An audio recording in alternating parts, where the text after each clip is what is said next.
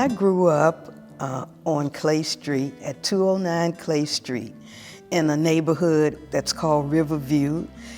And I lived with my parents, Charlie and Mary Wellens Ford, and my now deceased sister, Edna Booth Ford Powell, and my brother, Charles Ford. Charles was born in a house at 390 South Church Street in Smithfield. That house was formerly owned by Mrs. Lelia Smith Boone. She was the owner of Boone's Cleaning and Pressing on Wharf Hill, and she rented out portions of her home. Mama was a stay-at-home wife who took in laundry. Later on, she was selected to teach at the Martha James Godwin Memorial Kindergarten by Dr. S.R. Williams, who was the pastor of Hill Street, now Main Street. Daddy worked at a variety of jobs.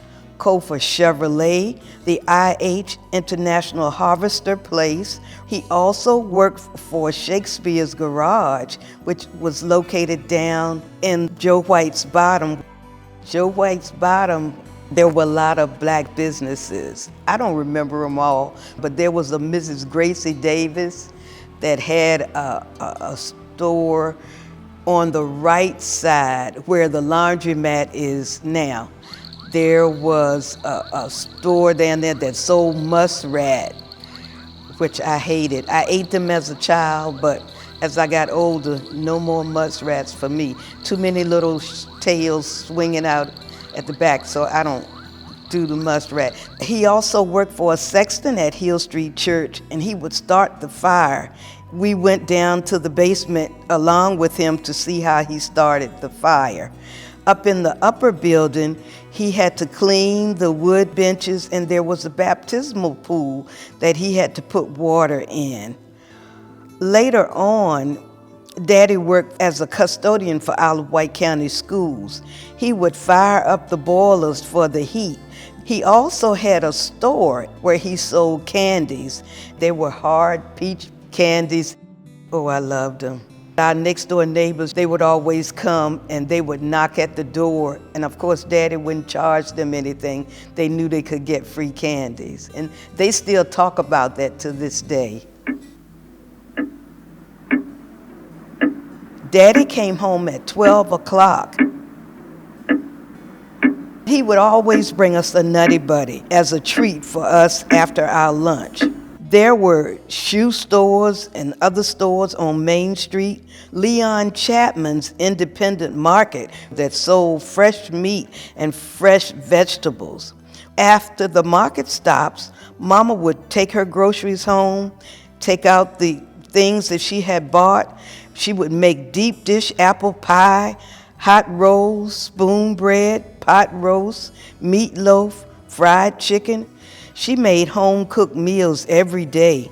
We never had to eat out because Mom was such a good cook. There was Sunday school, morning worship, and evening services. Mama was the cradle roll teacher Sunday school, pianist, and supply pianist for the church when needed.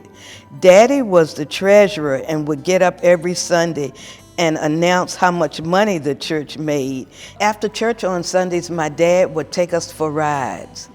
But we enjoyed playing badminton in the yard.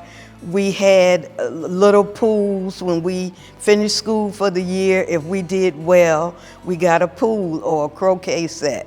Daddy would attach a sprinkler to the hose, and we would come out in our little bathing suits. And up at the parsonage, Reverend Williams would have a garden, and he would have corn and string beans. And he knew my sister liked string beans, and he would grow those string beans for my sister and give them to her, and I liked the corn.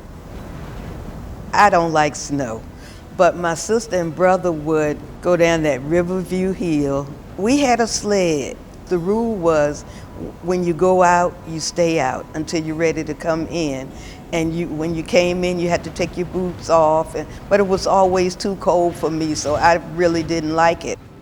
I was a daddy's girl. I liked to see him tinker with cars. He showed me how to look at the battery and see if it was charged. He taught me how to change a tire.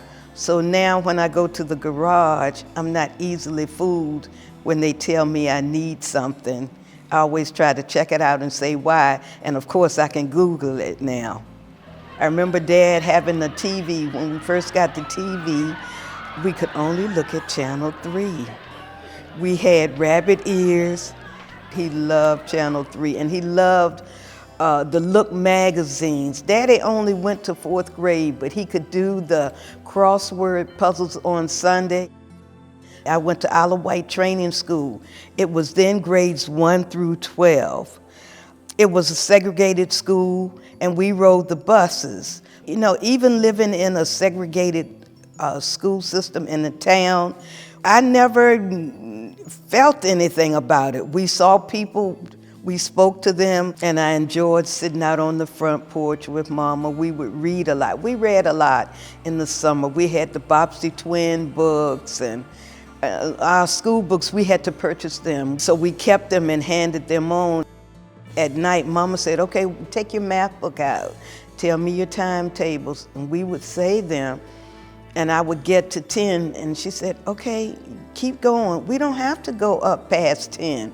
She would make us go up past 12. Mama belonged to the PTA, and they would announce on the intercom system, Miss Ford is in the building. I'm like, oh, is she here today again? I really never liked for her to be at school, but later on, I really appreciated how much interest she had in our education. But I have such lovely memories of growing up in town, and I still love Smithfield. I think it's a wonderful town, and I think people would love living here.